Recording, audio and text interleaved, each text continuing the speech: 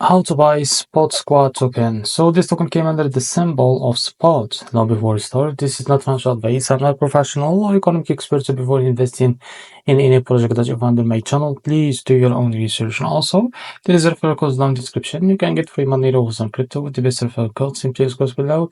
Fund your account, enjoy the benefits, check them out in the description. Now before going on about this token, go and check the REFERRAL account and keep following the updates about this token. So this token, it will be listed on MEXC. So now I'll show you how to buy this token on your MEXC account if it's listed.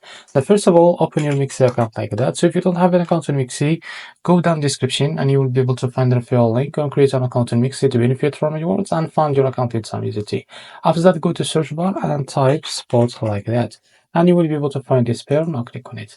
And as you can see here, this token, it will be live for trading in about 7 hours from now. So until that date, now click on limit. Now here you can type how much you want to buy. See here you will be able to see the total that you should pay or that you USDT on your account. And here you can click on buy spot. So this is how to buy spot. Okay, and if you found this very helpful, please like and subscribe. See you next video.